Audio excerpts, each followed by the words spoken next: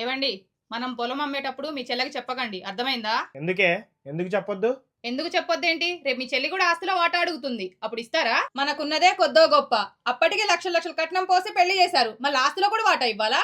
అదేంటి కవిత అలా అంటావు? దానికి అమ్మా నాన్న తర్వాతకి మనమే కదా. మా అమ్మ నాన్న కూడా చనిపోయే ముందు చెప్పారే, ఆస్తిలో నీకెంత హక్కు ఉందో చెల్లికి కూడా అంతే హక్కు ఉందిరా అని. ఇద్దరికి సగం సగం రాశారు. ఇప్పుడు పొలం అమ్మేటప్పుడు దాన్ని చెప్పకుండా అమ్మితే అది ఎంత బాధపడుతుంది? ఆవిడ గారు బాధపడతారని లక్షల లక్షలు విలువ చేసే ఆస్తి ఫ్రీగా ఇచ్చేస్తారా మీ చెల్లికి? ఇది బానే ఉంది. అది కాదే.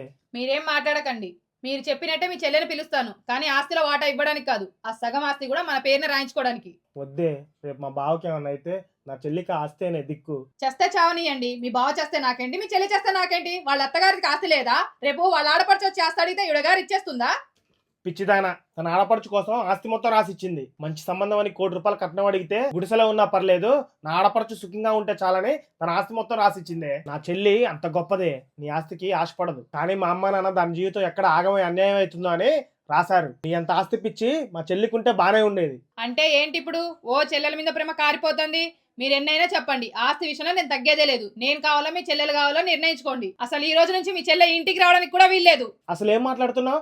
ఆస్తి అన్నావు, ఇప్పుడు రావద్దంటున్నావు. మొదట్లో బానే ఉన్నావుగా, ఎవరు చెప్పుడు మాటలు నీలా తయారయ్యావు? మీ అమ్మ ఏమో నేర్పిస్తుందా ఏంటి నీకు? ఇంకోసారి మా అమ్మ ప్రస్తావన మధ్యలో తెస్తే మాత్రం ఊరుకునేదే లేదు. నేర్పించడం ఏంటి? నా పిల్లల భవిష్యత్తు గురించి ఇప్పుడు కాక ఇంకెప్పుడు ఆలోచించాలి? అందుకే ముందే చెప్తున్నా, ఎట్టి పరిస్థితుల్లో మీ చెల్లెకి ఆస్తి ఇవ్వడానికి వీల్లేదు.